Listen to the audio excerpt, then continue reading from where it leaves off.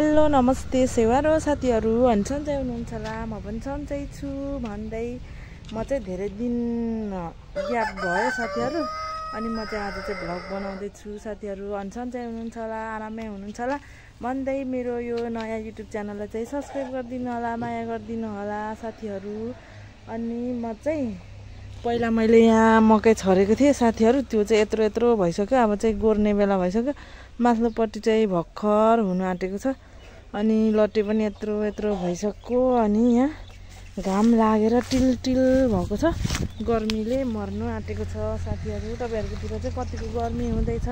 यहाँ हाम्रोमा चाहिँ गर्मी भयो। अब चाहिँ सबै सब्जी पनि सकिसक्यो अनि यहाँ फर्सीको मुन्टाहरू अब अलिअलि हुन्छ अनि यहाँ पनि मैले भर्खरै रोपेको छु साथीहरू। यहाँ यो चाहिँ अर्को खालको हाइब्रिड हो, यो चाहिँ पहाडबाट ल्याएको थियो बिउ अनि यो चाहिँ मैले मुन्टा खानुहुन्छ भनेर रोपेको थिएँ। यत्रो भएको छ साथीहरू। अनि तपाईहरुकोतिर चाहिँ मौसम आज कस्तो छ? हाम्रोमा चाहिँ यस्तो घाम लागिरहेको छ साथीहरू अनि हाम्रो चाहिँ यस्तो भएको छ है साथीहरू, हेर्न सक्नुहुन्छ। म चाहिँ धेरै ग्याप भयो, धेरै भन्दा पनि 10-12 दिन जति भइसक्यो छ भिडियो नहालेको म चाहिँ यहाँ। अनि हाम्रो टमाटरहरू चाहिँ यस्तो भएको छ, अब चाहिँ सकिसक्यो टमाटर चाहिँ साथीहरू। अनि यहाँ यस्तो खालको अब अहिले यो एकछिनमा म टिप्नु पर्यो। अब सबै सब्जी सकिसक्यो। यहाँ मैले चाहिँ मिटरे बोरी रोपेको छु, सबै किरा लागेर टिक टिक टिक टिक दुलो परिरहेको छ यहाँ। अनि यहाँ यस्तो यो चाहिँ अलिक नराम्रो खालको परेको रहेछ टमाटर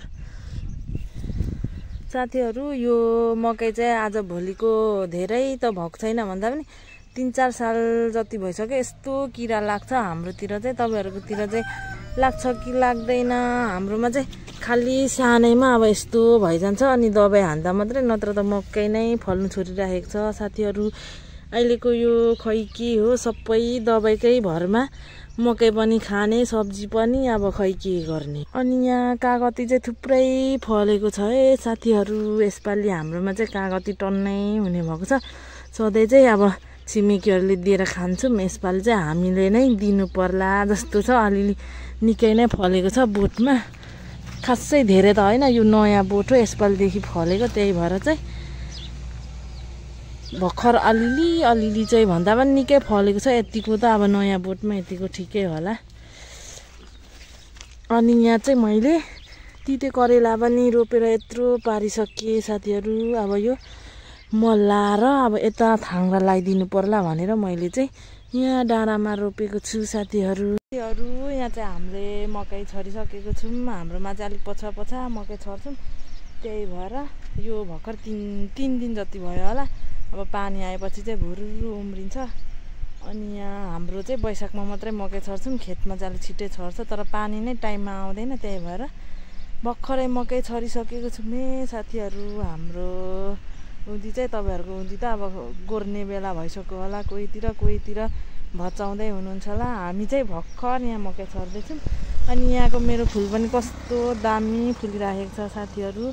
म चाहिँ यहाँ पानीको ट्याङ्की हाम्रो घरदेखि नजिकै छ, त्यही भएर म चाहिँ यहाँ ट्याङ्कीभित्र बसेर उयो भिडियो गर्दैछु साथीहरू। हाम्रो ठाउँहरू चाहिँ यस्तो छ है साथीहरू, घाम लागेर गर्मी भएर यहाँ म चाहिँ गर्मीमा भिडियो बनाउँदैछु साथीहरू। अनि यस्तो भएको छ, घाम खतरा लागिरहेको छ है आज साथीहरू। यो चाहिँ कस्तो दामी फुलिरहेको रहेछ साथीहरू। आजको हाम्रो मौसम चाहिँ घाम लागेर खतरा भएको छ।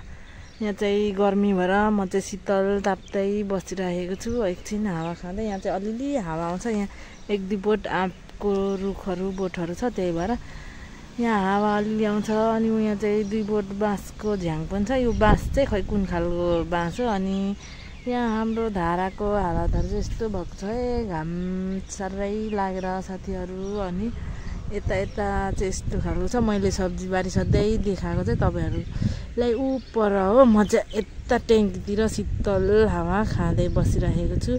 अनि म चाहिँ आज यहाँ एकछिन शीतल खाएर अब यहाँ म चाहिँ खन्नु पर्ला भन्दैछु। यहाँ चाहिँ गैँती हो कि खै केले खन्नुपर्छ। यहाँ चाहिँ भर्खर अस्ति टोइलेट खन्दाखेरि सबै डोजर लाग्यो, डोजरले माटो मुनिको माटो सबै पुरेर नयाँ माटो निकालेर यहाँ ढुङ्गा खानिदिएर सबै चाम्रो नचाम्रो भएको छ। अनि म चाहिँ अब यहाँ मकै भन्दा पनि उयो बैगुनहरू अब अरू सब्जी खर्सानीहरू केहरू चाहिँ रोप्नु आँटेको छु साथीहरू। अनि मैले यहाँ फाडेर रेडी पारेको छु सफा गरेर साथीहरू। यो खालको वन अमला चाहिँ पाहाडमा कति धेरै हुन्छ, यहाँ चाहिँ कति लहर गरेर रोपी मार्दा पनि हुँदैन। यो चाहिँ मैले अस्ति नै इलाम जाँदाखेरि ल्याएको थिएँ अनि यहाँ भर्खर रोपेको छु। खोइ सर्छ कि सर्दैन, यो चाहिँ खोइ सर्ला जस्तो पनि छ मर्ला जस्तो पनि छ। तर हुनु त खासै यहाँ चाहिँ हुँदैन, तर यो पाहाडमा चाहिँ कति जङ्गलतिर हुन्छ, यहाँ चाहिँ कति उयो गर्दा पनि हुँदैन। मैले 2 खेप ल्याएर पनि रोपिसकेँ। अब योसँग त 3 खेप हुन्छ कि हुँदैन। त्यही भए पनि यहाँ मलाई चाहिँ साह्रै राम्रो लागेर चाहिँ रोप्नु आँटेको, तर खासै हुँदैन। यहाँ चाहिँ गर्मीले हो कि खोइ केले हो। यहाँ चाहिँ धेरै सुक्खा भएर खर्सानी पनि बाँचौँ कि मरौँ जस्तो भएर ओइलिराखेको छ। पानी त बेलुकै पछि लाउनुपर्छ। बोरामा रोपेको छ यस्तो बोरामा, त्यही भए पनि अलिअलि चाहिँ आफूले खानु खाँचो चाहिँ हुँदैन डल्ले खोर्सानी। तर धेरै दुःखले मात्रै हुन्छ साथीहरू। अब बर्खा लागेपछि पानी धेरै हुन्छ, हिउँदो लागेपछि पानी नै आउँदैन, त्यही भएर सुकेर यस्तो भइरहेको छ। तर अहिले बेलुका पानी लाउनुपर्छ, भोलि चाहिँ उस्तै हुन्छ एकछिनसम्म चाहिँ, बिहान भोरसम्म चाहिँ। त्यही भएर दिउँसो चाहिँ अलिक उयो ओइलेको जस्तो हुन्छ, र भए पनि बेलुका त बाँचेकै हुन्छ। यो त के पो भन्छ हौ, यसको नाम त मलाई त आएन। यो फुल पो कस्तो दामी फुल्दो रहेछ त। यो खोइ के पो भन्छ यसको नाम, मलाई खोइ ठिक्क आज आएन। अर्को दिन चाहिँ आउँछ कि सोच्नु पर्ला। यो खोइ के हो, खोइ कस्तो दामी पो फुलिराखेको रहेछ। साथीहरू मेरो भिडियो चाहिँ तपाईँहरूलाई कस्तो लाग्छ कमेन्ट गर्न सक्नुहुन्छ। अनि यो मेरो नयाँ च्यानललाई चाहिँ अनि सब्सक्राइब पनि गरिदिनु होला, माया गरिदिनु होला, अनि फुलवाच पनि गरिदिनु होला। अनि म चाहिँ यहाँ भर्खरै भिडियो बनाउँदैछु, पानी नै आउनु आँटिसक्यो। धेरै त भएको छैन, 9-10 मिनट अगाडि चाहिँ घाम लागेर पसिनै पसिना भएको थियो, कस्तो हप्प भएको थियो। अहिले चाहिँ फेरि अहिले मौसम फेरिएर पानी आउनु आँटिसकेको छ साथीहरू। अनि यो मेरो नयाँ च्यानललाई चाहिँ सब्सक्राइब गरिदिनु होला, अनि भिडियो पनि फुल वाच गरिदिनु होला भन्दै म चाहिँ अर्को भिडियोमा आउने छु साथीहरू। हाम्रोमा चाहिँ मौसम चाहिँ यस्तो भएको छ, हेर्नु सक्नुहुन्छ। अहिले भर्खरै घाम लागेको थियो, अहिले भर्खरै पानी आइगयो। अनि यहाँ चाहिँ पानी चाहिँ चाहिनु त चाहिएकै थियो, त्यही भएर पनि पानी चाहिँ अहिले परिगएर यस्तो भएको छ साथीहरू। अनि मौसम चाहिँ राम्रो छ, अनि बाटो पनि हिँडेर चाहिँ यस्तो अब यस्तै छ।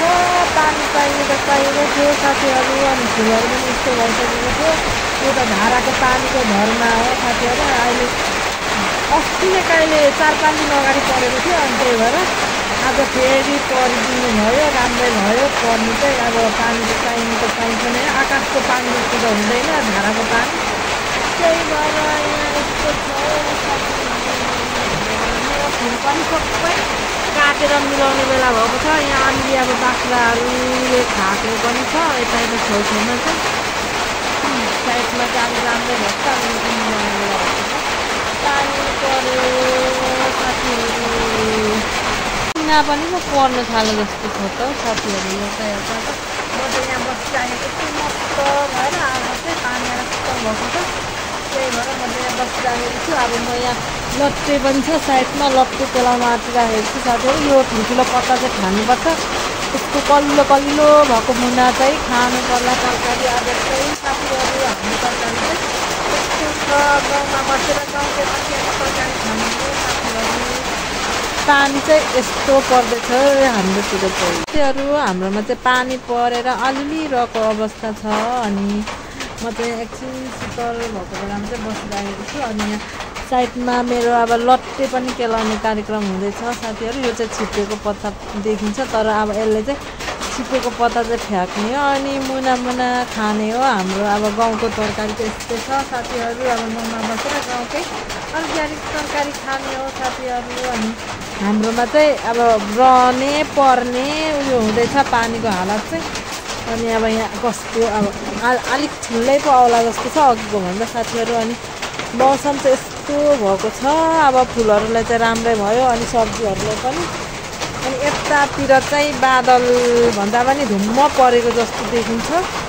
यता चाहिँ अब पानीले अब 1-2 दिनमा चाहिँ हरियै पलाउँछ। यता पनि झार उता पनि झार वाक्कै नै हुने गरी हुने छ पलाउने छ साथीहरू झार चाहिँ। अनि यहाँ चाहिँ मेरो प्लान चाहिँ राम्रै भएको छ। यहाँ कस्तो दामी भएको छ यो प्लान चाहिँ। अब मधुकै हुन आँटिसक्छ।